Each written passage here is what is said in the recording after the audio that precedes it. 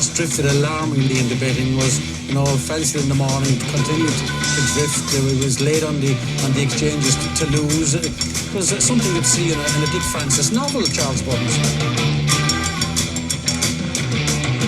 The ground is soft. It's heavy. It's soft on times. It's heavy.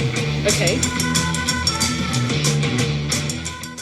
And hello and welcome. Yes, this is Sunday sermon time. It's that time of week again. We can all get excited and chew the fat about British racing in a satirical way, but also taking things rather seriously. And joining us this week is a special guest. Yes, he's rise to fame. He's done more miles than Alan Wicker. He started appearing on ITV in the betting section for little interviews, etc., etc. He's got his own racing on course video where he films himself for going on course, and he makes a successful time of it by backing horses in the ring with hard cash. It's Stephen Darbyshire, SD Racing. Welcome, Stephen. Thank you. How are you? Very good. This should be a good show to chew the fat on. You know your stuff, and picking your brains about British racing on course and what it's like doing the miles that you do and when you get time to actually sleep. Also joining me, as usual, are my two cohorts, John Lang and Chris. Welcome to the show again, my good friends. Hello. Looking forward to the biggest mash-up since Coronation Street met Emmerdale on the 5th of January. Not my cup of tea, but there you go. No, not at all. No, it's shit, really, isn't it? But, yeah. It was either that or a chest joke. Yeah. Oh, yeah, Gary Kasparov. Yeah. Oh, no, forget about him. Yeah, forget. Right, Stephen, icebreakers here. We did this with Chapman. Either or's, right?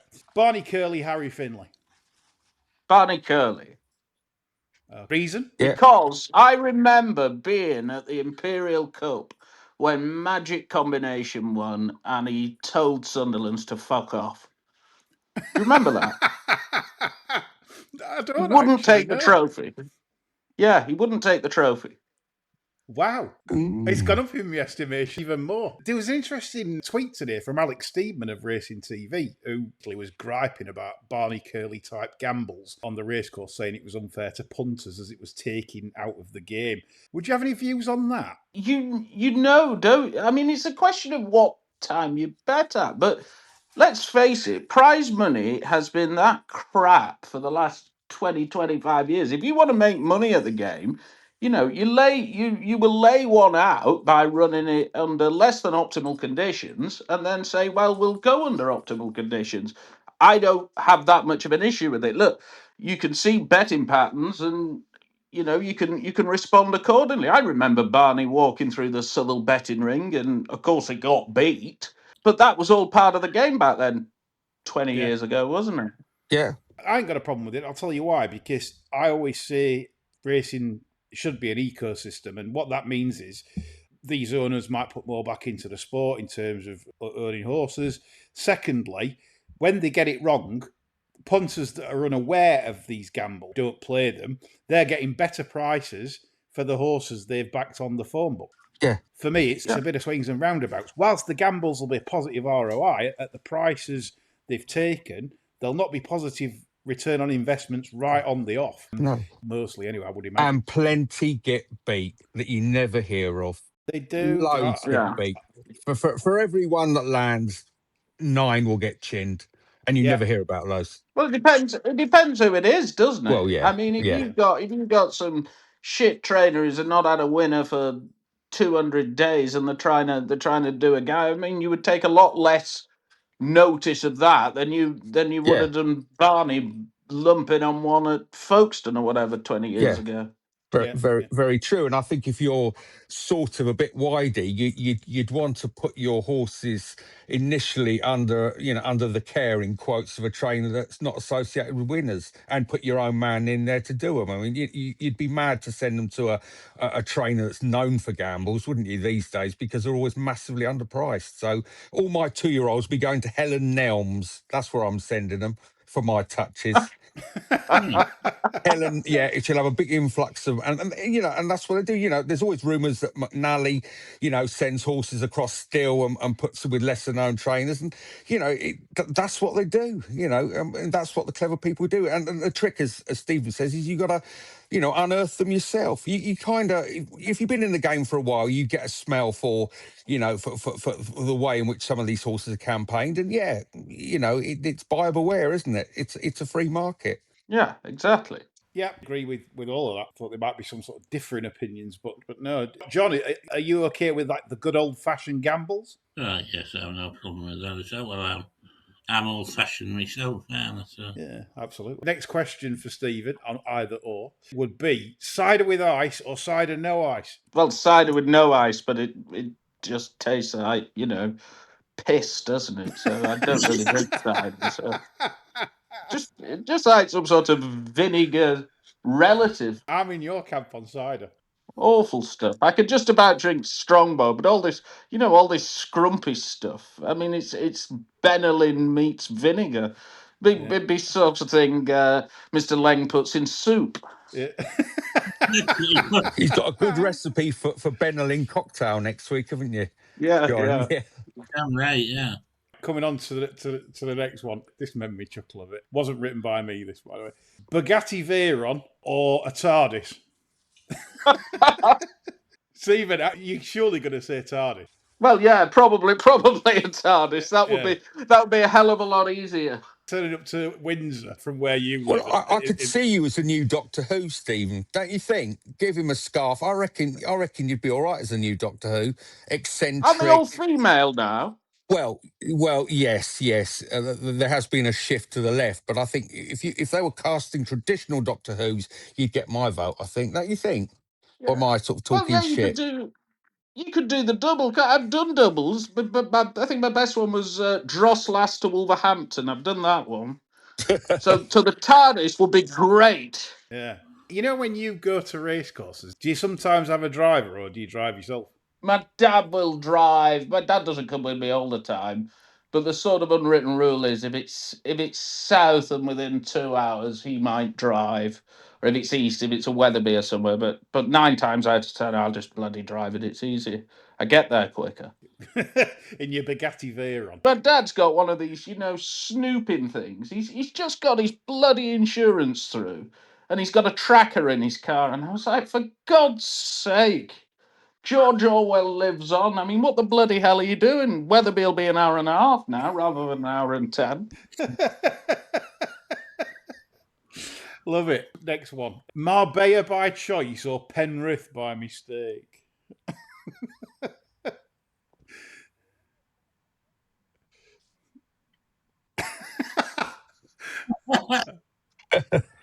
No. So you're not a Marbella. My missus goes mad because whenever we go on holiday, I just watch the bloody racing. She'll be sat on a sunbed, titivating herself, reading whatever it is she reads, OK magazine, and Ruth Langsford's got a new boyfriend or whatever, and I'll be watching the Monday night evening from Windsor. Oh, has she? Oh, blimey! Brilliant. Yeah, Penrith by mistake, says SD. One final question on tinned fish: is tinned cod roe or tinned baby eels? Oh dear. Oh God, I'm sorry, I'm going to offend someone here, but baby eels are just horrible things. Yeah, they are. So it'd be cod roe by mistake. I mean, it'd be by default. I remember the jellied eel stall they used to have down south, and I thought I'll try them once, and they're horrible. That's an everlasting, terrible legacy on me. They are filthy. I was a huge cod roe fan as a youngster. Battered cod roe from the fish shop. You don't really see it very much in fish and chip shops now, but I was a huge fan of it back in my younger days. Am I on my own here, John? No, I don't mind a bit of cod roe. Well, any sort of roe, to be honest. Yeah, for sure. That was the either ors that we've hopefully nailed down, or we may not have nailed down. I don't know. What does people think?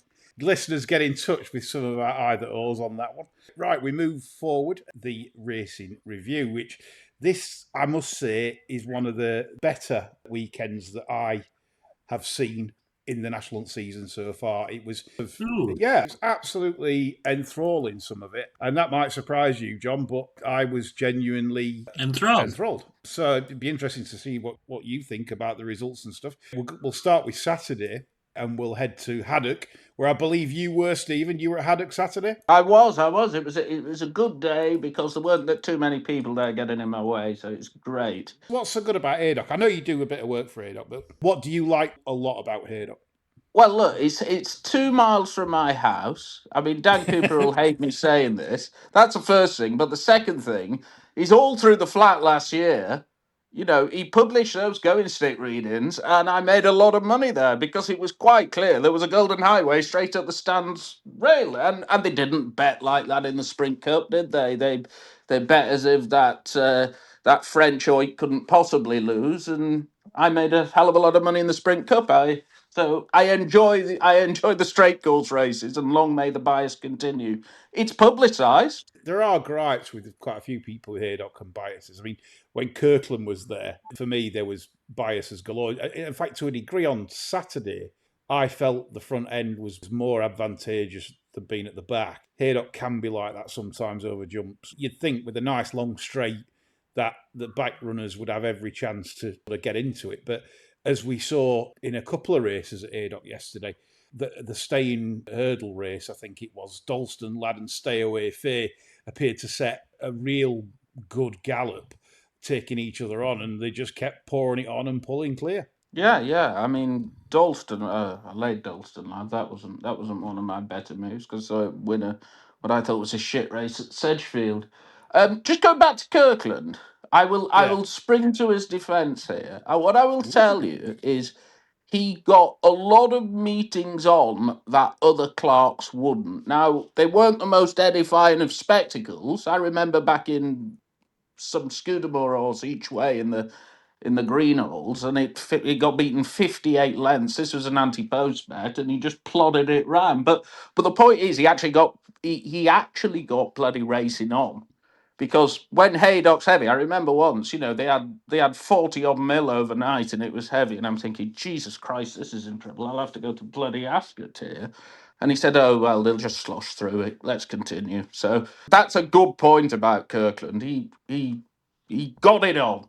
Yeah, he did. His going reports were something to behold, John. Do you remember some of Kirkland's going assessments back in the day? Yeah, mostly found in the Beano or the Dandy, wasn't it? Yeah, but certainly fantasy stuff. Some of them. It was spectacularly out many a time. But look, I'm not springing to Clark Course defences because we sort of highlight them, but it's not the easiest job in the world. Nor is it the hardest. No, it's not the hardest. There's harder jobs. Yeah, indeed. Anyway, we'll come to the Peter Marsh, and analysing the data on it, it appeared that, and I'm going to be very critical here of Derek Fox because he got this race completely wrong. He was gifted the red carpet on Mayertown and let them sprint to the line. Imperial Saint, for example, only probably won because of that. The sectional timing data bore that out in that Derek Fox went way too slow on a horse that stays well, jumps, stays. He wasn't great jumping in the straight, but I think Derek could have certainly had them on the stretch a little bit more. Like even the trainer admitted afterwards when he was interviewed, he said that Imperial Saint wouldn't have won, the owner. He said that it wouldn't have won had they had gone hard because they were worried about it getting home. So the fact that has won tells you all you need to know about the fraction. I take it Mayertown's national house this time around. I know sometimes people say, "Oh, punters are very quick," and I didn't back Mayertown, so I'm not talking through pocket. But I genuinely felt after the race, well, mid-race, I'm thinking, you're going too slow. This is not, I don't think, ideal for Mayertown. I think Mayertown just likes to get out there, get on with it. It wasn't for me, that ride. Thoughts, Stephen, on it? I had a saver on Mayertown because I backed Imperial Saint at 33 on Thursday lunchtime, which was, I thought it was a stupid well, I did put it up, but I did say I thought it was a 12 shot. So Mayertown, look, it should have won, but two things I will say. I agree with you. I wouldn't have Derek Fox a stable jockey. I'd probably put Patrick Wadge in because I think he's a far better pilot. Yep. He's not brilliant, but he's better than Fox.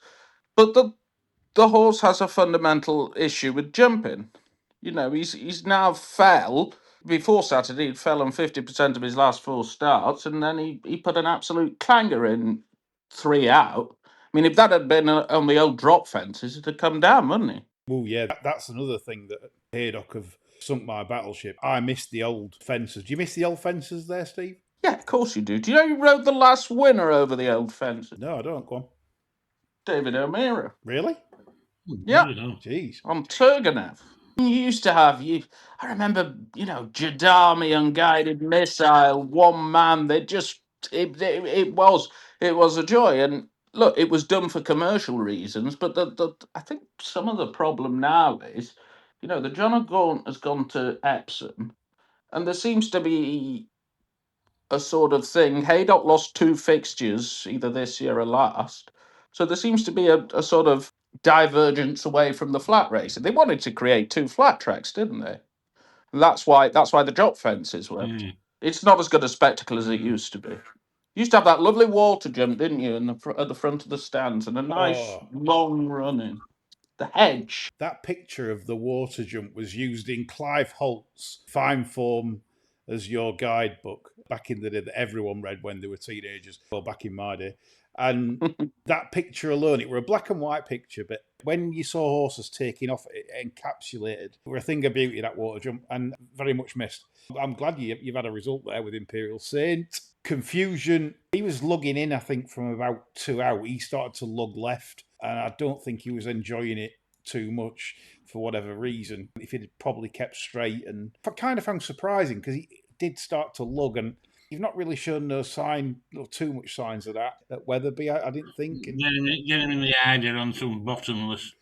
Yeah. Look at that pedigree, like. Confusion is by Schipperelli, Doyen German Dam. You love a German Dam, John. I do.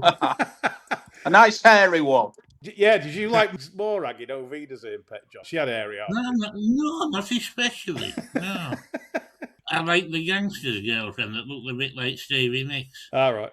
The other talking point of the day, of course, was Old Park Star that won the Rossington Main. And obviously a lot of boomers on Twitter and the old tipsters, and they're all booming away after that one. It got the red carpet, though. It jumped well. I think it had everything go right. It was impressive, but Hurricane Pat pulled hard for the first half of the race. So in a proper race, Hurricane Pat wouldn't get thumped by 18 lengths. I think if you had a proper race, proper gallop, Hurricane Pat would be a lot closer to Old Park Star, but it got the red carpet treatment. Nice ride from Nico, popped it out in front, Stephen. Yeah, but he's put the turbo down in the straight, to be fair. I mean, the time relative to Brentford Hope, you probably 150 plus on that. He's a big contender, I admit. He's a huge contender, and obviously Hurricane Pat only just held on for second. It's not a great advert for Nichols, is it? I mean, how on earth do you get this horse beat in a Chepstow bumper in April behind one of Anthony Charlton's and beaten 8 lengths? I mean, I think it's a terrible advert for Nichols, I have to say. And you might say, well, you've been a bit harsh on him, but bloody hell, if you've got a hurdler capable of running to 150, you should be picking up a Chepstow bumper in April.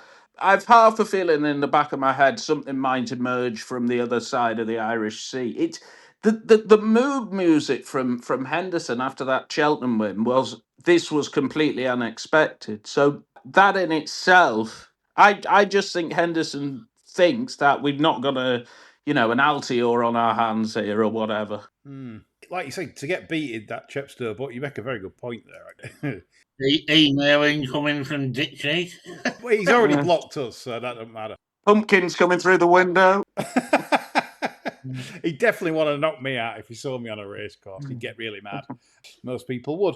We'll move on to Ascot, which, again, I thought this was a decent to fair card. It wasn't amazing, but the race of the day was the Clarence House. John Bond, I think, is just an incredible horse, given his record. He's an horse that everyone likes to knock. I've got to doff my cap here, because if you do read the Race IQ stuff that Racing TV put out, Thistleask had a 9-length advantage in the jumping department. That he's thumped that by 3, jumping like a bit of an Egypt, I think was impressive in the end. Where are we all sat with this, regards to Champion Chase? Well, for me, he's never fast enough now for a Champion Chase. No, that's a good point, John. John Bond's unbeaten at 2.5 miles. He's 2 from 2. I think he's better over further, because 2 mile at his age is putting pressure on his jumping. Well, I mean, this was 2 mile 1 on soft. Yeah.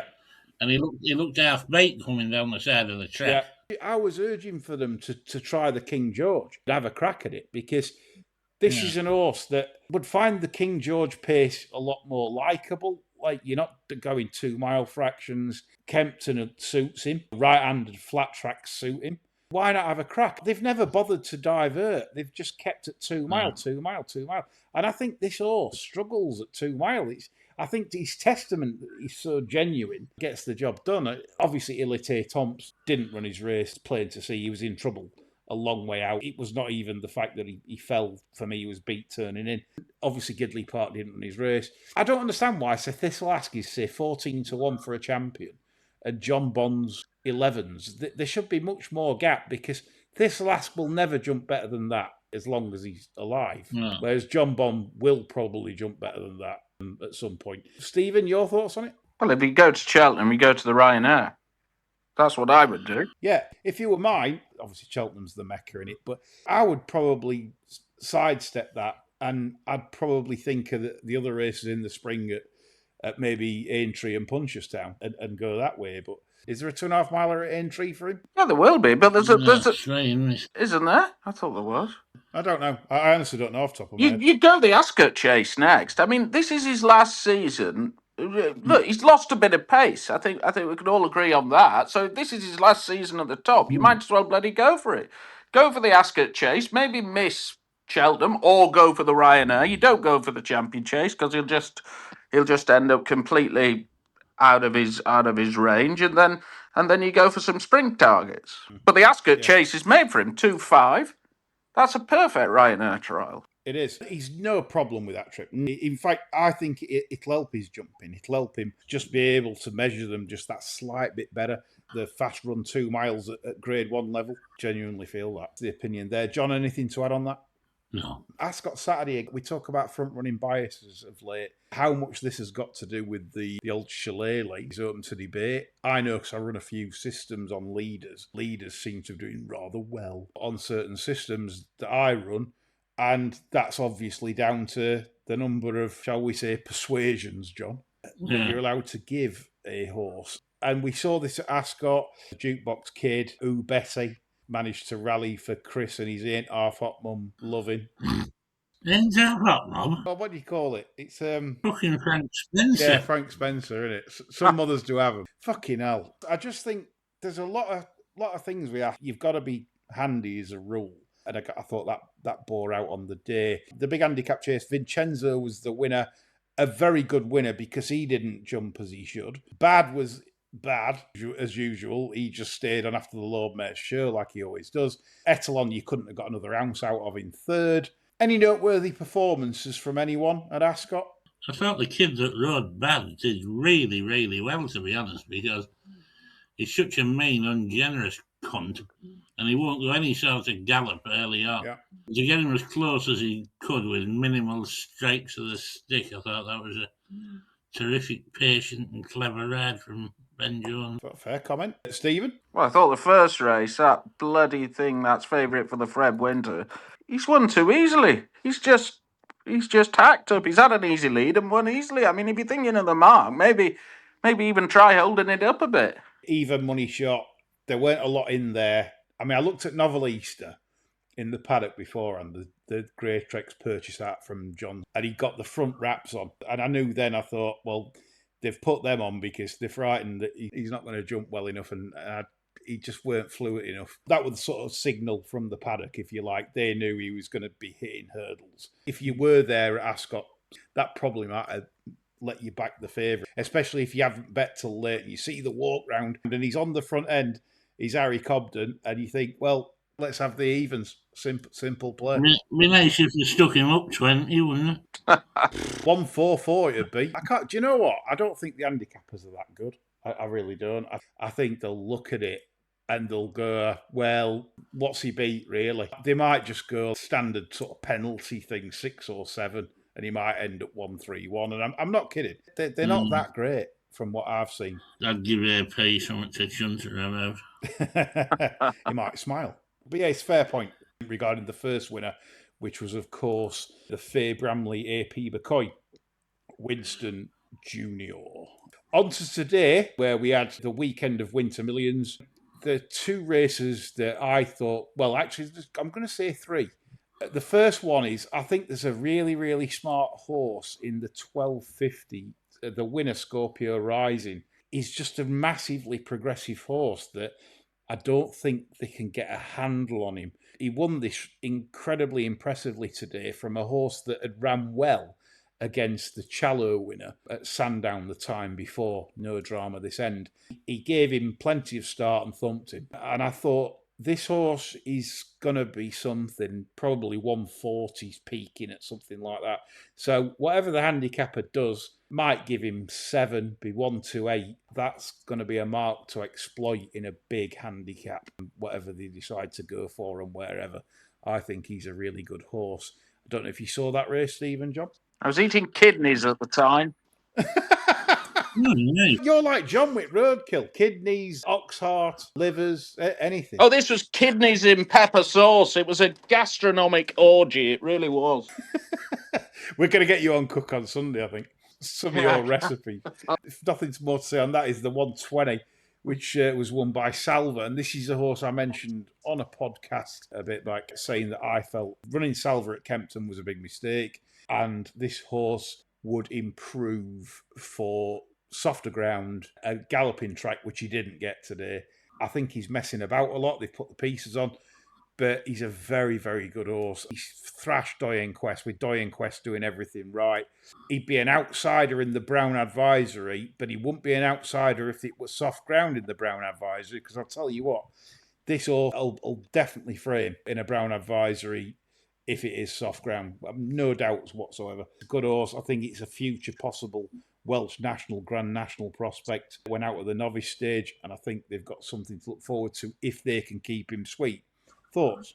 Mm-hmm. It's full of non-jiggers, wasn't it? They're a bit of that, but I've took the line on Diane Quest because with that doing everything correctly by the book, Diane Quest has ran to whatever you think that's ran to. Whereas I think Salva, there was more in the locker. Giving him £2, beating 4 1/4.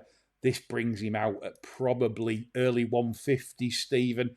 Now, early 150s, especially if it's soft in the Brown Advisory, you're going pretty close, aren't you? Yeah, you would be. You would be off early 150. Jericho was an interesting ride, wasn't it? I did manage to watch this after the halibut, actually, but I made sure I watched this race. You've had halibut today? Yeah, I've been to a restaurant. I had kidneys, halibut, and creme brulee. It was wonderful. Oh, so good. We're on wrong show here. Producer, is this should have been recorded on Cook on Sunday?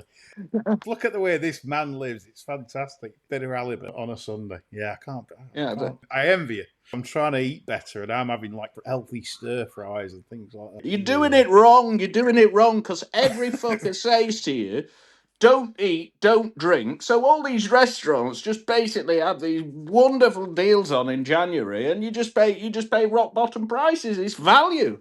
There you go. Spot on again. Can't really say much to that. Next one, and the final one, obviously, Protectorate. I thought, and I sound like blogger here, but I did think this was a good thing. I was never going to put it up to our clients on Patreon because, Jesus, tipping these, you just feel a bit silly, really. Like, to be fair, everything's got its price, and I thought even money was a bit silly. He was always going to beat these. He looked in trouble, but we know he rallies. We know he gets further. He ran over, 3 mile, 3.5 furlongs last time. He's a class act.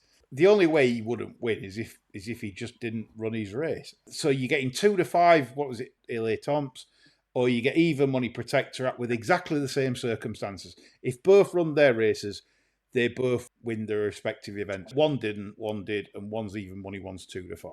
So that was my take on it. A stock performance, didn't improve or anything to beat those, was entitled to beat them as he did. Thoughts, chaps? I'd agree. He's won all right. I mean, Resplendent Grey, I don't know. What are they going to do with that horse? Is it a national horse? The one thing that I felt, Resplendent Grey, that Windsor's not his track. just too flat and speedy for even on soft ground. It's like you say, best work at the finish. Marco 152. I think you've got to go for it, National, haven't you? I don't see what other race he's done. He's not a Gold Cup horse, and the third home, this handstands. Well, we can't do handstands. I don't think it can breathe. Every single run, it stops like there's a brick wall there. Yeah, he's had a wind up before this latest run, and I don't think it's worked, Stephen.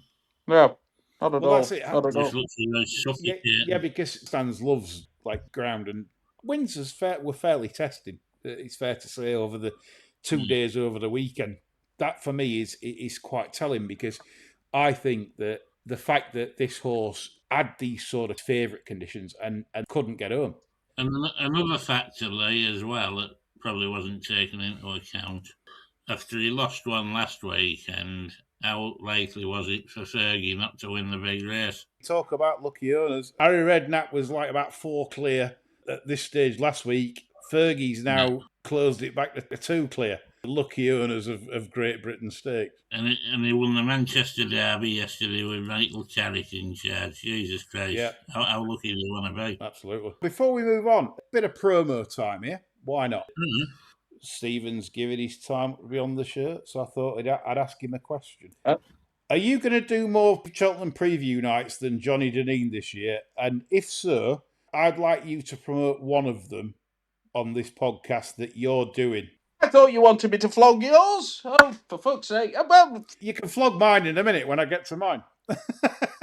I should just be represented countrywide. So I'll do. There's one in Wigan, one in Hexham, one in Portsmouth, and if the other one comes off, it'll be in London. So all of them will be absolutely great value, and I'll probably say exactly the same at the mall. So there you go. Unless something happens, like some amazing thing happens on Racing Post Chase Day or something.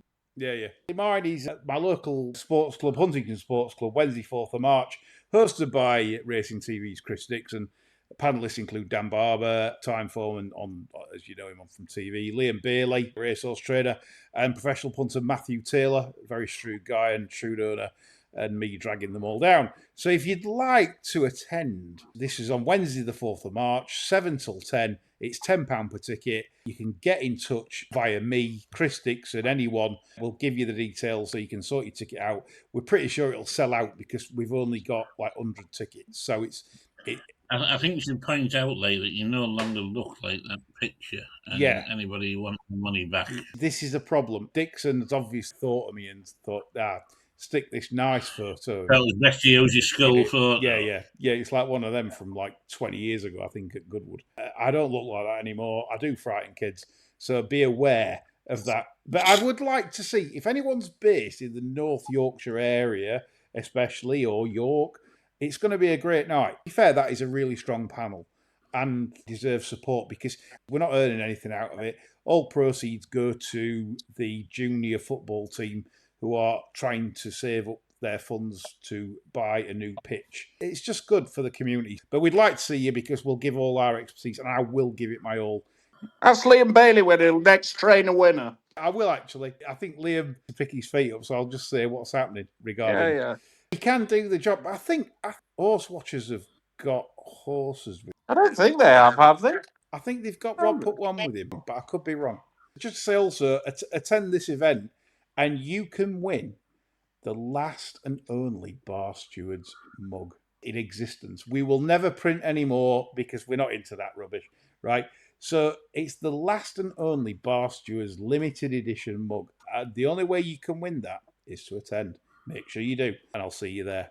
I don't think we'll sell a lot more of those Catherine Fry replica corsets, mate. Catherine Fry will chuck a pair of used knickers in, I'm quite sure. I'll go down well. And what's Charlotte giving to this? Sweets. Sweets. Bags of sweets. Sweets. Some cuttings of her Cosmos. Cuttings, a Sutton Seed catalogue, and a bag of gumdrops. That's all we want. All we dream of. Yeah, absolutely. Right. Now we're getting to nitty gritty and fun parts of the show. I'm going to break this up because we've got a lot of questions. Ayres has been on. What on earth was going on with the race times on Saturday? Nan and Lingfield, as well as Haydock and Taunton, clashing all afternoon. and then a 15-minute gap between, say, Taunton and Ascot? It's a good question. We know they mess up a lot. It used to be these 238s and 313s, and have they abandoned that now, it seems? Well, that's when they were going off anyway, weren't they? Yeah. I mean, people at the tracks, nobody gives a shit what time they're going off, do they? That's the trouble. Unless they start finding tracks for going off late, nobody's going to do anything about it. If you are at home and you're not going racing, if you ain't got an 100-inch plasma split screen, it's terrible, isn't it? If you watch it on a smaller screen, you might as well just be watching it. I don't know. You can't pick anything up. I always watch jockeys' hands and things like that. I like to see how hard they're pulling, or I like to see... Good luck with that on your phone. Well, or whatever, yeah. It frustrates the life out of me when they do it. I wish they'd just record one and then play it when the other one's finished, not live, but that's what I wish they'd do, because I think it'd just be better entertainment. Yes, it would. Unless you're playing in running, and it's only for in running players, you don't know the result. Well, they can flick Betfair on anyway, can't they? In running. If you want to play on Betfair, you play Betfair video and you play in running. But as a racing channel, you just say, we're going to hold this one back, play this, and then go to this. Because the amount of times we've seen Group 1s and Grade 1s even split screened is just incredible. Stephen hasn't got that problem because he doesn't watch TV at home. He always they haven't done away with because Kempton tomorrow is 13:08 first race. So why on earth they couldn't have done that yesterday? I mean, I think a lot of this comes from we need to start finding trainers again. And you might say, well, you're going off on a stupid tangent here. But if a horse is late in the paddock, I mean, I think Newmarket's probably the worst for it. And then it goes down to post late. You can bloody well bet the race will be off late. So, I mean, I was at Lingfield 4 weeks ago. I tweeted about this. It absolutely drove me insane. There's a juvenile hurdle. Well, what do you want to do if you're at the racecourse? You want to see the buggers in the flesh. This thing did half a circuit to the paddock and promptly buggered off. So they need to. I think connections need to be a little bit more timely, and the BHA need to be coming down on them like a ton of bricks, to be quite honest. I'm not sure it's all the racecourse's fault. That's a fair point. We've even said it before, like they'll be first race of the day, Stephen. Sometimes like runners are in parade ring, jockeys are in waiting to get on. There's no excuse. If there's no problems with any of the horses, i.e. no bolting, no whatever, why is the first race off late ever? It shouldn't be. If they're all going in the stalls fine, why is the first race of the day off, say, 2 or 3 minutes late sometimes? It's beggars belief. That's mad. Badness. Len H, he's a fan of yours. Well, I gave him some free tickets once to Sandown, so he's been bribed. That's nice. Right. On the take. It's all been revealed now. That's it. It's all out in the open. What do you think, he says, of the idea about jockeys having earpieces in whilst they race? Second question, which we'll come to in a bit. Also, if SD was in charge of racing for one day, what is the one major change he would implement? First of all, jockeys and earpieces. Are you a fan?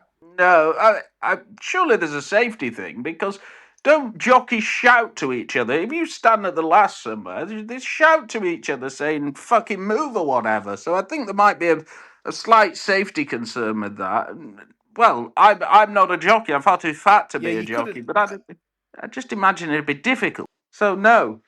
Not a fan of that. We're not Formula One. Yeah, they do it in cricket as well, like an earpiece in a fielder or somebody, an outfielder to talk to from the studio. But I think that is a problem, because every jockey will tell you the Fs and Jeffs that go off in a race, because basically you're racing at 30 or 40 mile an hour, and you'll say, fucking let me out, fucking let me out. I've got a ton of horse here. Agree with that, John?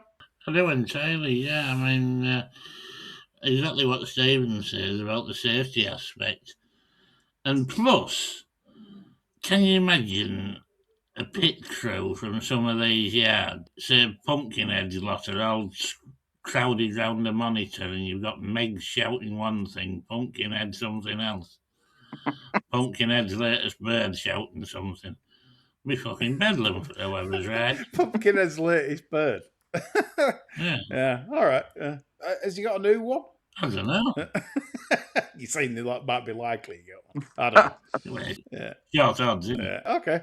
King for a day, SD. Right. So one thing you would implement in racing, given the opportunity, and it can be anything, and you can bring it in. You can bring it in. Just give me the fixture list for a bloody day, and I'll sort it out. Just give me a day on it. and just cull. And I know they're assets to racecourses, but bloody hell, it really does need sorting out.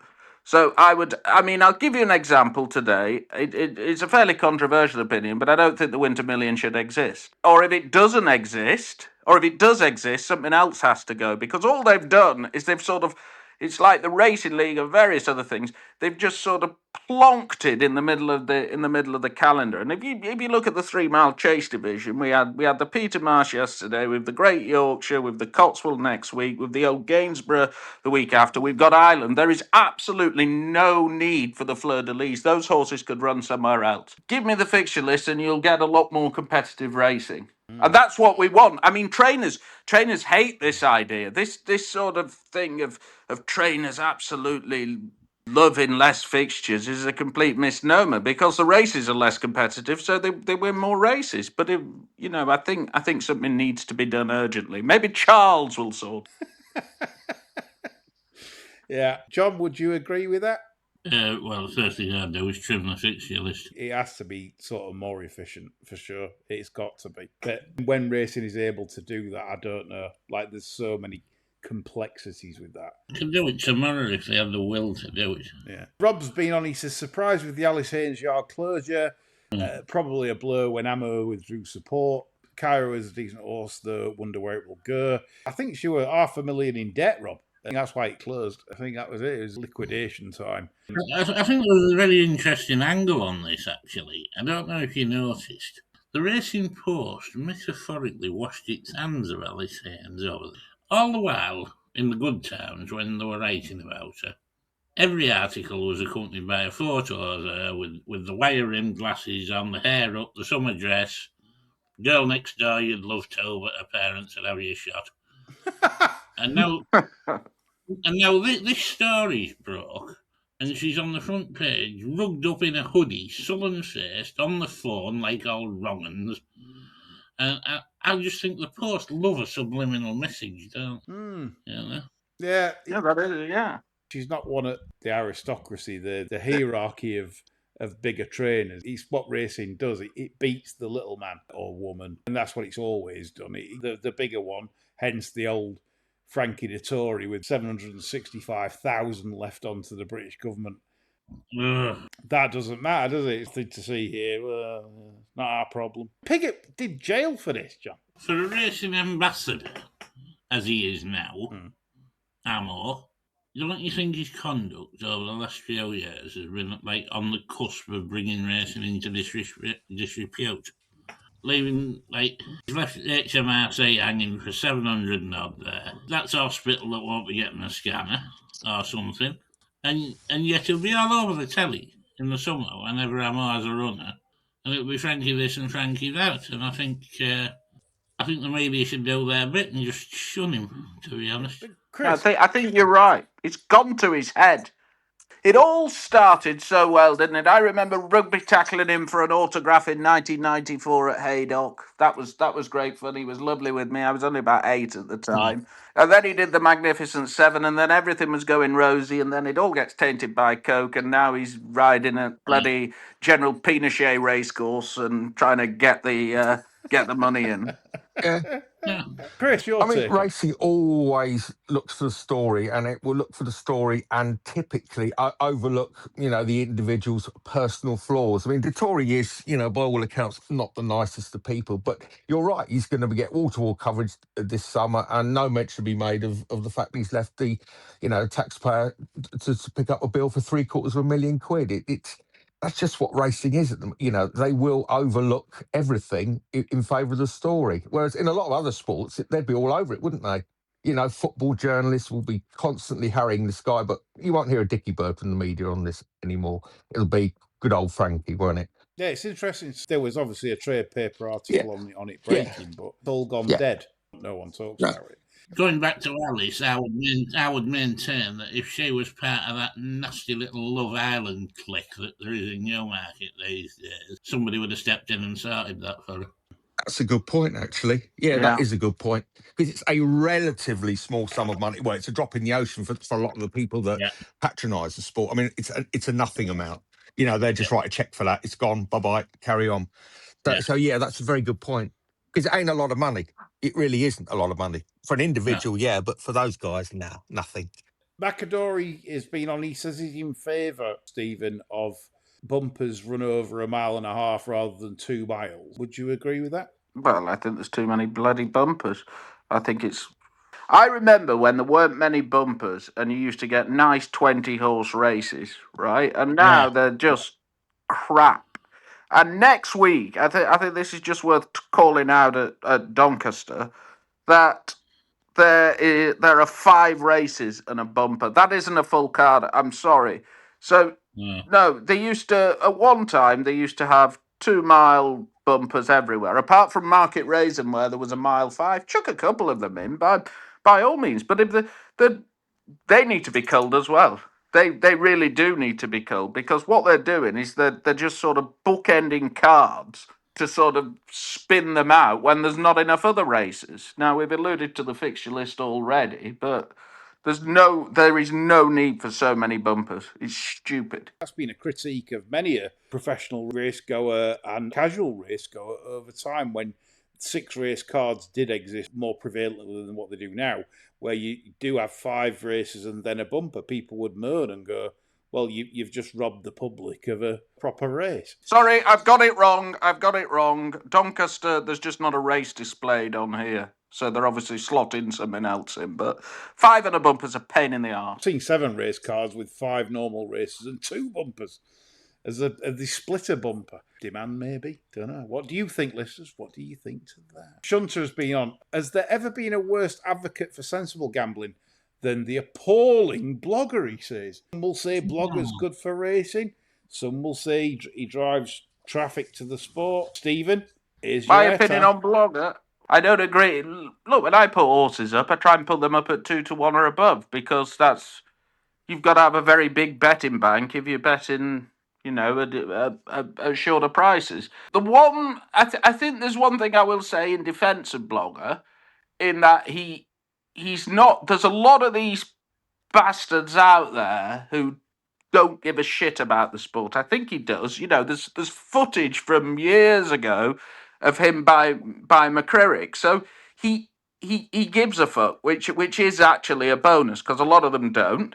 But my only encounter with Blogger was one day at Newbury, and I had somebody with me who vaguely knew Blogger, and I'd had 70 fractions on something at 14. So this was a lot of years ago. But then he said, can I borrow my ticket? Can I borrow that ticket for social media? And I was like, you can piss off. Now, I'm sure it's changed since then, but I don't think he's bad for the sport. I think he gives a fuck, but I wouldn't. I think his route to backing horses isn't one I would follow. Put it like that. Probably why he signed up with many bookmakers, shall we say? Yes. In terms of it's good for their profitability, offering special price doubles, Bloggers shorties. Though I've got no actual records on Bloggers tipping. You obviously post your records on tipping on course, Stephen, and you've obviously proven you make a profit playing. Point is, Blogger appeals to the lowest common denominator, to punters who aren't price sensitive. They just want to back a winner. So obviously he picks the shortest price horses of the day, sticks them in a double for people that just want a winner. Because I suppose, it's quite boring to say this horse is value. If you had a gun to my head, will it win? Well, I don't know, but people don't want to hear that. They want to, they want to express themselves in binary terms. This either wins or it doesn't. So, win, win, win. So they're not interested in the craft of pricing up a race. Just tell me a winner. That's it. And that's the demographic that, he appeals to. And, he's ideal for bookmakers, isn't it? It doesn't matter what price you take. It's a winner. Winners value at any price, to quote Tomo. So, he's a good signing for bookmakers. Is he good for racing?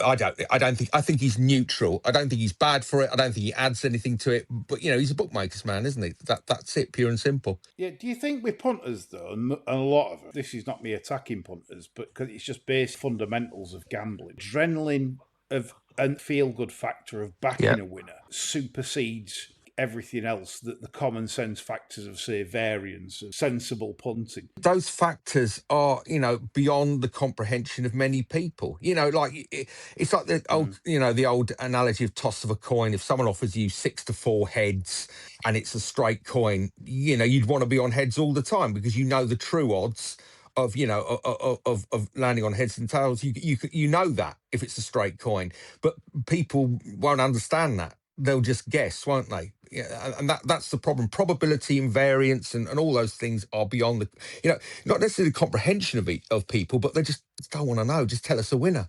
That's it. If someone asks you for a tip, they're not asking you for your view on what is the best value selection of the day. They just want to know what's going to win. And and it's prevalent in Ireland, isn't it? Because the two questions punters in Ireland will ask, a trainer, what have you heard? What do you know? They're not interested in value because that's boring, isn't it? Because that doesn't give you the adrenaline rush, does it?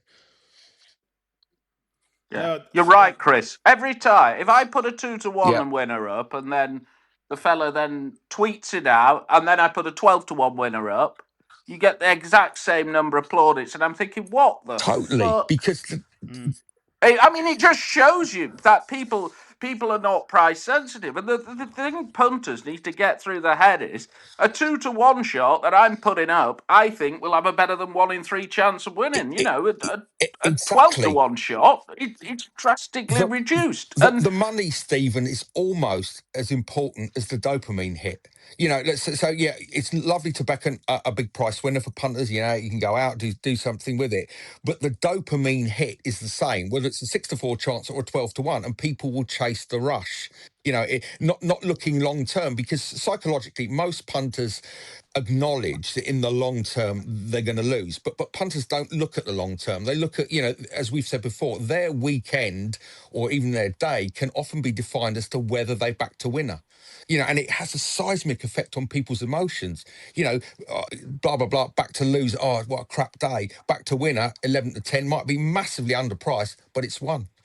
Happy days, I'm happy because I've got the dopamine hit. The fact the fact that money will end up in the bookies' coffers in 2 days' time is irrelevant.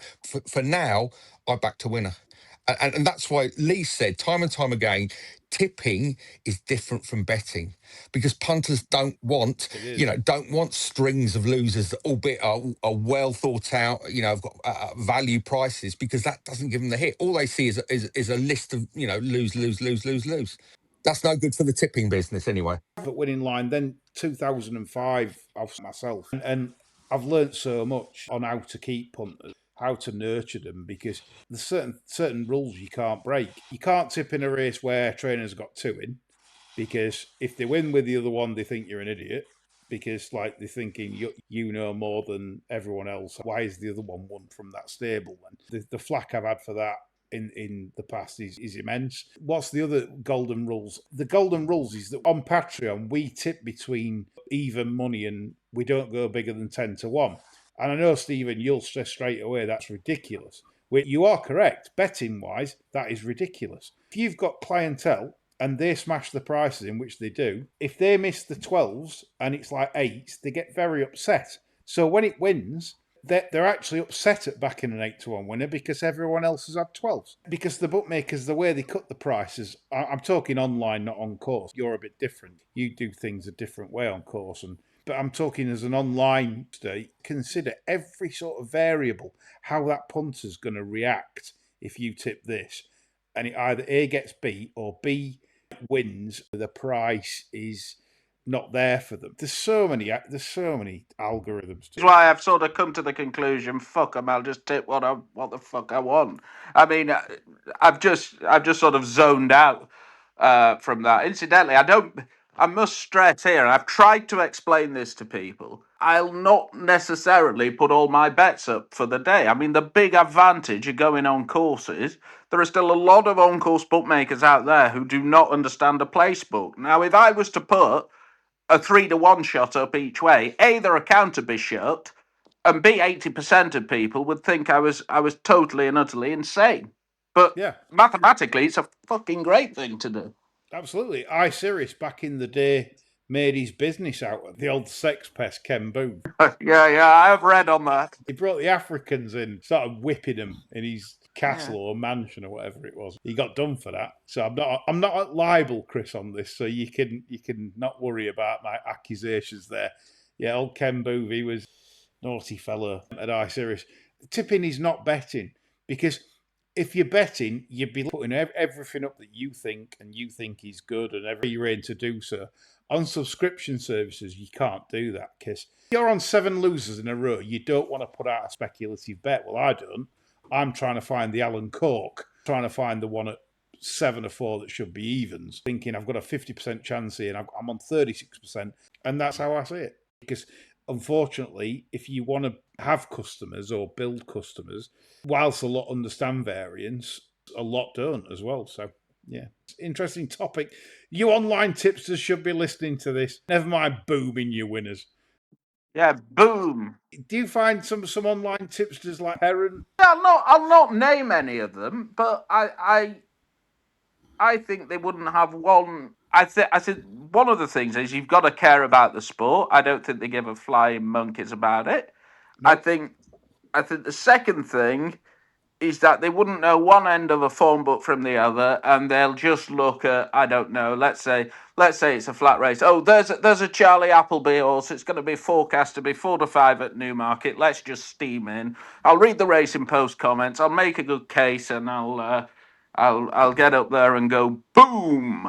I fucking hate it. Well, I'm going to ask you now, before we come to some more questions, what are your key fundamentals for making money? Everyone's got their angles and ways into things. Mine is video watching, sectional times, gut feelings, etc., etc. Other people have different ways in. What would be your... Well, I bet a hell of a lot more when the ground's better. That's the first. I know from looking at my records that the slower the horses run, the worse I am at it. So right. You've got to... So I sort of know my own pitfalls there. Look, I think the ability to look at a race, and you'll know there's probably 30 variables in a bloody race, and it's which one is pertinent to that race.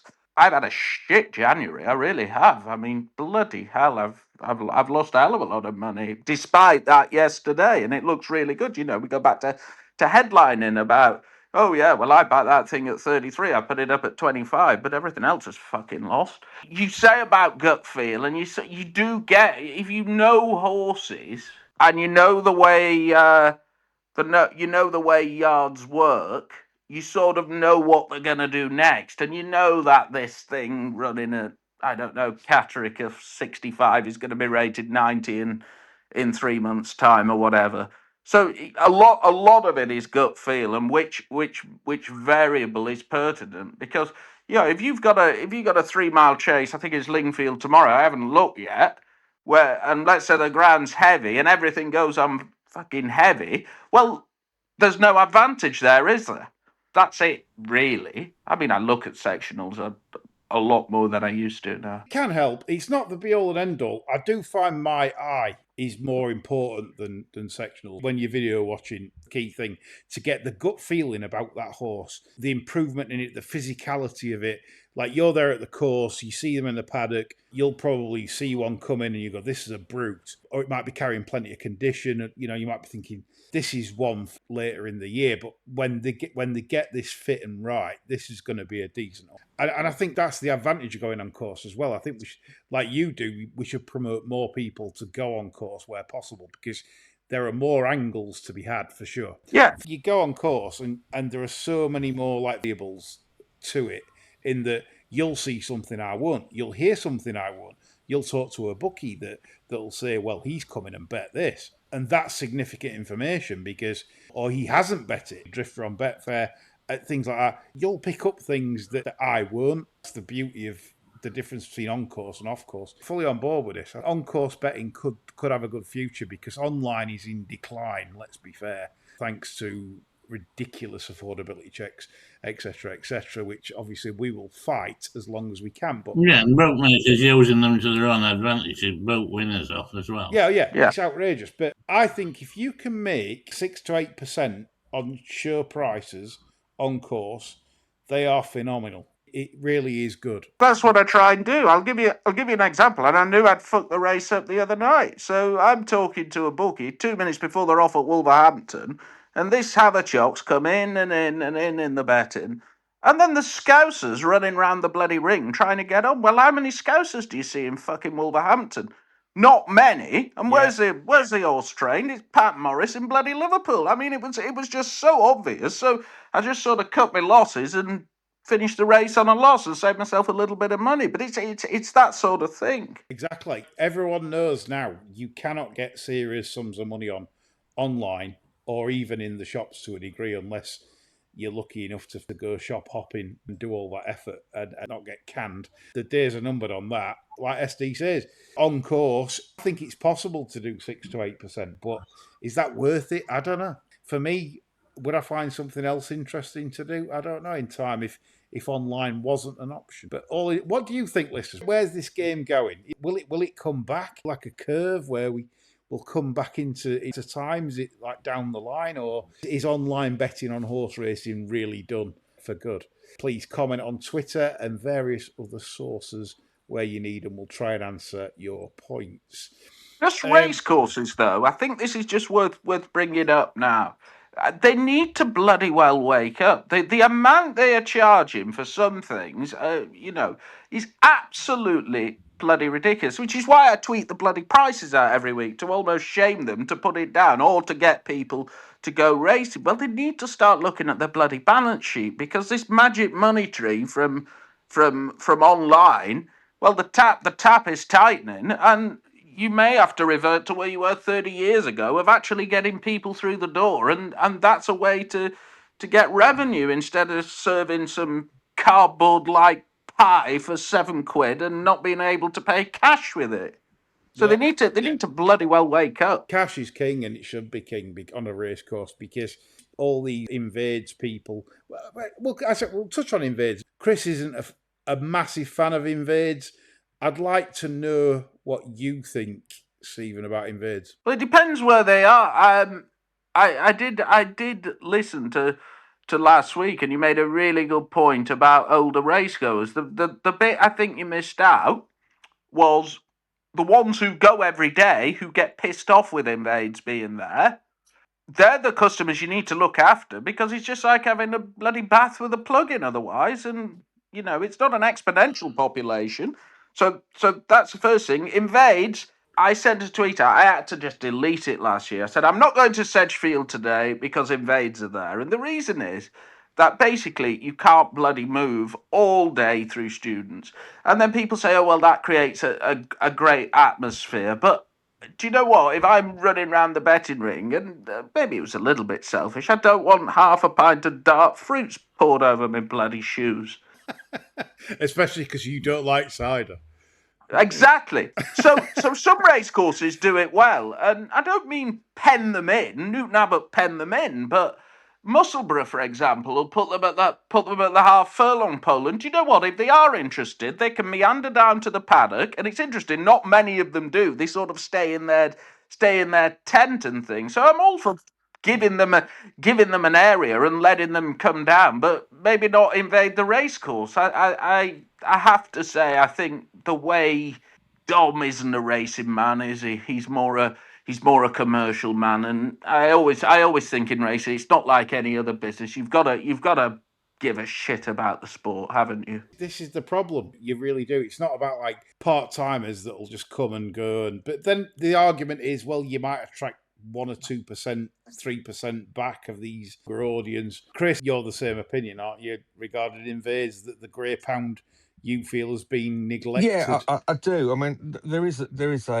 obviously a part for these guys to play in bringing the next generation of race goers into the sport. But the bottom line is that's a very, very long process for reasons we've sort of hashed out ad nauseum. If you want a quick win, it's the grey pound. That's going to give you the quickest return on the advertising buck, not the likes of, Invade and all these other initiatives. Because these people will take time to embed themselves in the sport, and many won't do that for many, many years. John, any view on this? Nothing really to add on what's been said, in all honesty. You to an Invades day, John. That'll be fun. You coming to Redcar? Actually don't. What? No, I'm telling them not to. Yeah. But John are going to be there May the 26th. Go racing in Yorkshire's racing club, and we'll be there that day with the gang, and hopefully we'll be allowed to do a tipping preview show, which is dangerous. Come on, they could have given you the Zetland Gold Cup. Amy, you listen to this at Redcard. Give them the bloody Zetland Gold Cup. Yeah, that's they the won't. 25th. No, they don't trust us. Well, I've been making some inquiries, Lee, and apparently doing the preview, it's a straight toss-up between us and somebody's taught Paul Merson's cock to talk. Oh, God, yeah, it's a tight call, that one, mate. Literally. Woody, as it's been a week of traitory, or indeed twattery, who has been the biggest traitor to racing? Fucking traitors. Who watches traitors? I don't know, Rap's been I watch it, it's quite good. I know, everyone likes it. Rap's been on about traitors. Obvious examples, the bookmaking bosses suggested affordability checks, Harrington for existing, etc. Who's been the biggest traitors to racing over time? John, you've lived long enough. Who's the biggest traitor to racing? I don't think you can look far past Harrington, to be honest. Maybe Nick Russ, because he was there when gross profits tax was brought in, wasn't he? So I would say possibly Nick Russ. Yeah. Stephen? Let's go left field. Let's go Victoria Pendleton. Never liked her. I like that. Comedy gold. Victoria Pendleton. There's some rumours about her as well. I can't go into it on this show, so we'll leave it there. Shane's been on. He says he wants a 47th birthday shout out. We'll do that, of course. Shane, regular listener, happy 47th birthday. Happy birthday. He says, is he under or over Lord Malvo's living age? He's always wanted to know. Well, yes, he's definitely under my living. I don't know what he means by living age. I mean, unless I died and no one told me, maybe I think I probably died about 25 years ago. He's well under. I've told him I'm 55, so yeah, he's got plenty of time. Yeah. Well, I'm 52. John, what are you now? 58. Yeah. 58. Stephen, what are you? 39. I'm a pup. Oh, you absolute youngling. Child. Oh, my God. No wonder you've got the energy you have. Yeah. You can absolutely pump kids out for a living, go racing, do whatever. Yeah. It's just phenomenal. Yeah. Living the dream. 39. 39. That's nothing, is it? God, absolutely nothing. Absolutely nothing. This guy's got energy. ITV, if you're listening, Ollie Bell, give him a job. Get him in the betting ring. Yes. Let's have some quality comments in the betting ring throughout the big meetings. Bill Carson has been on. And he said, tinned fish. John West dressed crab was fucking mint on a Warby's toast loaf. It's no longer available. Is there any alternative out there? Bill, it's cook on Sunday, man. This is the sermon. I mean, this is an alternative. Fucking fresh crab. Yeah, crab. Buy fresh crab, Bill. Spend a bit. And that synthetic shit, isn't it? Yeah. Yes. Yeah. Rob's been on. He says, not sure if it's a Midlands thing, but tin cod roe is a chippy staple in these parts. Rob, I love you. As mentioned earlier on this show, we have nailed the old cod roe battered stuff, which is amazing. As a child, it was a lot cheaper than fish cakes and fish. Yeah. And I used to have it with a few chips, and it was perfect. The old cod roe. And of course, SD has declared on this podcast that he finds it more favourable than tin deals. It's testament in itself. Although SD, you are not a potato fan. Oh no, they're terrible. I can't eat them. It's awful. People love it, when you go to a restaurant and it's steak and chips, and I ask for steak and peas or something, and the waitress looks at you like a Harold Shipman. Chris, what are you saying to this? It's bizarre. How do you not like potatoes? I mean, you don't like... Can't you go any shape or form then, Stephen? Not dolphin wares? No, not them. I can eat crisps, but nothing they're just... It's really odd. That's really peculiar. I've never met anyone that doesn't like potatoes per se. Obviously there's certain ways of preparing it, but... Well, I have no idea. I don't like them. Bad experience as a child with a potato, and it sort of brings back sort of recovered memories or something. Yeah. How weird. Yeah. Maybe I was force fed in a cave as a child, a potato or something. I've no bloody idea. But when the missus met me, she put a stone on in about 2 months because she kept eating me bloody chips when they would come. God. My God. Wow. Well, that's flawed us, that has. I'm going to title this show Potato. Yeah. That's a weird one because you don't hear many people that don't like potatoes. No. What kind of monster are you? My God. I know. Try going. The next time you're in a bloody restaurant, try going and try and find something without potatoes. It's a nightmare. Pudding. That doesn't tend to have potatoes. There you go. No. Yeah. Cole Q's been on Gen Z. Yeah. I spent some time with these lost souls over the festive over the festive period. And he says, little choices, some are family. I learnt none of them do impression. When we were their age, everyone was a mimic. Yes. I agree with that. Like when I was little, I used to Lenny Henry impressions. I used to do bit racist, but there you go. Yeah. Yeah, but on Tiswas, you know, when on Tiswas. Yeah. Okay. Deeply problematic. That, yes. Why is that problematic? That was his catchphrase, wasn't it? Okay. Yes, that's Apple playing. Yeah. That's Apple everything gone, I think.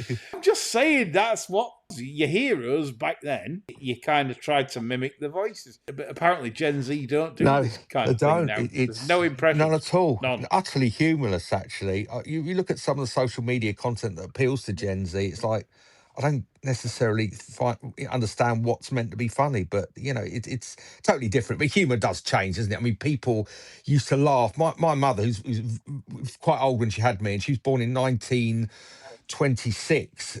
She passed away yonks ago, but she used to, as a child, they used to go and watch Charlie Chaplin. They used to piss themselves at it. I defy anyone to watch Charlie Chaplin and just maybe smirk. They used to laugh Harold Lloyd and all these things. So humour does change massively, and stuff that we found funny, people will look at that and go, "What's funny about that?" But I like comedians. Even like 10 years ago, Chris, would you have thought that one of the top comedies of the last 3 years would have been about somebody whose wife died of cancer and he wished he was dead? No, absolutely not. And that's a good point, isn't it? That sort of observational comedy has massively overtaken gags. I mean, we all remember watching the comedians in the 70s. And I like gags. I like comedians that tell jokes. Yes, I find some observational comedians funny. You want to even tell chess jokes? No, not so much actually, John. Not so much. but every other kind of joke. Yeah, I mean, I like gags, and I still find those old school comedians, that have been banished to the, kicked into the long grass because they're problematic, funny. Bernard Manning, for anyone ever says about him, and I understand why people don't like him. Was a funny man, who had absolute mastery of his craft, and he was a tribal comic. He appealed to a certain demographic. If you go to the Embassy Club, all that act was, he just took it out the Embassy Club and brought it to national television. But it was primarily designed for white working class people that have had a long week and they just want to be made to laugh. And he was a tribal comic, and the views he expressed, weren't always the best, but he said it's just a joke. And and people that moan and groan about comics, etc., everyone's guilty of some kind of prejudice and some kind of expressing views that other people don't agree with.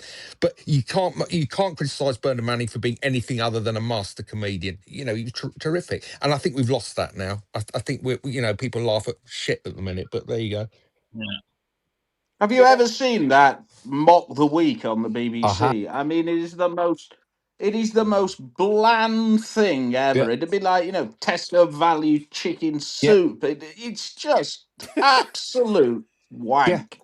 It's like Mrs. Brown's Boys. That's shit as well. Oh yeah. A lot in common here. I love watching Gold. Gold's great. If there's never anything on the telly, just whack Gold on, Yeah. We're literally the same. It's all the old comedies that are just like different class. We don't have script writers nowadays anyway, like to make good comedies because everyone's too scared or to offend people. Correct. I mean, they're probably almost certainly out there somewhere. There are talented script writers that simply haven't fulfilled their potential because particularly BBC commissioning editors are never going to entertain the sort of stuff that would have been submitted in the 70s. So that stuff doesn't even get written. If we ever got to a position where we would go back to having an attitude whereby if it's funny we'll broadcast it. You'll see people start writing these comedies, but there's no point starting to write them because unless it ticks a load of boxes about inclusivity, etc., it ain't never going to get made. So why bother writing it? So the script writers will kind of produce material that they think is going to get published or get on air, and that's a shame. We've boxed people into a corner, as to what you're allowed to enjoy, what you're allowed to laugh at, what you need to agree with. So I think we've made it very narrow for creative people, and that's a shame. And I think it's you see that with the quality of rubbish that goes on there. I agree, Mrs. Brown's Boys is shit, but it still gets a slot every Christmas, doesn't it?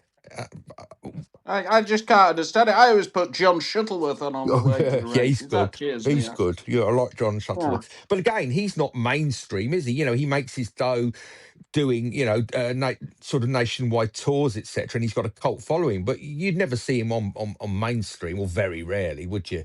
Because... Well, he's on radio. There's some Radio 4, what do you call them, on that iPlayer thing. And you can upload them.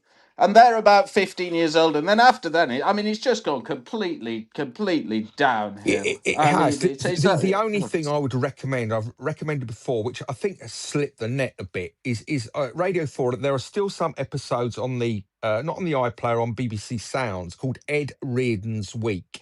And that is genuinely funny. It's about a sort of a hopelessly useless gambler that's bankrupt. He's a sort of a struggling writer, and that is very, very good. It's written by a man called Christopher Douglas. It doesn't offend anybody, but it's sharp writing. But that's the only thing on there. If you scroll down and look at the comedy, it's just rubbish. It's absolute rubbish. It's PC nonsense. But we sound like GB News now. But I think No, I know, but Coronation Street went to shit when Blanche died. Well, when Ernest Bishop got shot, I stopped watching after that. When he was in the factory, that done it for me. So yeah, but it's I don't know. I think there's too much box ticking in the media, and we see it in the racing media. They're always trying to unearth a story that appeals to a certain demographic, and just report what fucking happens. That's all we want to. All we want to know is what's happened. We'll make our own minds up whether it's something that appeals to us or not. Just on box ticking, there's one that goes against the grain here, and you might disagree with me, but I've been quite impressed with Callum Helliwell on At the Races. Chris is going to say I've sold out in a minute because he was a BHA graduate. He's got a lisp, but yet his clarity on air is really good. He's clearly media trained, and he puts his work in. He knows horses. He's obviously been around horses because he makes paddock comments, and he knows the form book. And fair enough. I'm not saying I agree with what he says all the time. That's what a pundit's for, isn't it? It's there to keep you engaged. It's a praise, really, on that score, because as a podcast, we're always down on the BHA, and we have been for a long time, but I think this guy is actually very credible. And it's just my view. Feel free to disagree, and I ain't got a problem. If listeners don't, that's fine, but I think he's really growing into the role. He's a confident lad. Yeah, wish him nothing but success. I think if we're talking like box ticking because of ethnicity and stuff like that, for me, he would qualify whatever. He's that good. I'd agree with that. He's very good. And again, we go back to this theme. He gives a shit about it. He actually likes racing. And a lot of these buggers don't. It's just standard middle of the road diatribe of nothingness. And I like Callum as well. I thought he's worthy of a mention because he gets a few graveyard shifts, Wolverhampton night meetings, and shoved up to Newcastle and this, that, and the other. And you're probably thinking you're going to get a bigger gig kind of thing. And so maybe if anybody at Sky Sports Racing are listening, I think this guy probably deserves a little bit of a better stage from time to time. I'm on Sky next week. You'll love that. Are you on Sky next week? What are you doing? There's a punting show from 9:30 till 11, so I've got to go all the way to Brentford. We're giving punditry on the Great Yorkshire and the Cotswold, and then I've worked it out. I could get to Lingfield after. Lovely. Fantastic. I'll look forward to that. It's about getting quality content via TV channels. We've just highlighted it with Callum. If it's a Derbyshire, gets a role in some capacity, Sky Sports or whatever. You need to see more of these people. You need to see more people on course offering good accounts and good opinion. Only when you see people that have nothing to offer that kind of enrages you as a TV viewer at home. Anyway, on to the final question, which is, it's Bert Doncaster. And he said, my dad was adamant the 1969 moon landing never happened. Filmed in a TV studio, etc. Are there any conspiracy theories the bar stewards are on board with? Chris, come on. Absolutely. Well, I mean, practically everyone. I think we're living in a computer simulation. That's the one I'd go with. I think free will is an illusion, and we're just part of a higher powers computer simulation. That's what I reckon. Regarding to moon landing, if you read into it, it is quite interesting in that you've got the Van Allen belt, which is basically, it would kill any sort of human being traveling in a spaceship through it because of the radiation. And that's the reason no one's been back to the moon. But there is a theory that what they actually did, they actually sent the craft to the moon, but they didn't send the people in it. And they filmed the people in it in a Stanley Kubrick movie set. That was the conspiracy theory. That's why you'll never find NASA movie footage of the moon landing around. You won't find it. There's lots of things I could say about conspiracy theories. I think life itself, I think when Chris says about simulation, my own personal beliefs are that politics is a complete waste of time and that you have no choice. You are ruled, and it's best to ignore it because there is just absolutely no point whatsoever in engaging with left people or right people on a subject where they're all basically playing the same part and they're all off to Davos to discuss the future of the human race. More wars, more money for them, money for normal folk, just how it's always been. Until everyone realises it's a rigged game and they get you all infighting, that's sort of my conspiracy theory, which will be a conspiracy theory to most. It's not to me. It's just blatantly obvious. I've been alive for 52 years. And that's every government since I've been alive. So, I don't know. Maybe I'm onto something. Any other conspiracy theories out there, chaps, that you like? Diana. But I can't say any more than that. Yeah, but Diana, I would think would be fairly high on the list, wouldn't it? Yeah, that was strange. That she managed to die in a tunnel with no video cameras. Yes. That was the strange bit. Very strange. Very strange. But thank God I went to the Newmarket Open Day that day, and thank God it went ahead. I met Luca Cumani. Luca Cumani, yeah, great trainer. Fantastic trainer. Yeah, one of the big four back in the day, I think, for when I were alive. John, any conspiracy theories from you to finish? I don't think I'm real. What do you mean? Just that, really. You just don't exist. Well, not really. I think I'm probably a figment of my own imagination, really. Yeah. I hope you enjoyed that show. It was different, chaps. There was a lot to chew on, obviously with the racing review, etc. Please make sure, if you don't follow Stephen Darbyshire, give him a follow and a shout out, because he does good things on the race course. There's a lot of good content he produces. I'm sure we'll see more of him on the TV in the coming months and years ahead. And of course, we talk about passion for racing. Stephen Darbyshire has that. He has that passion, and that is what's important for the game. From leadership to grassroots, everyone needs to have passion and pull in the right direction. That's all from us. Bye for now.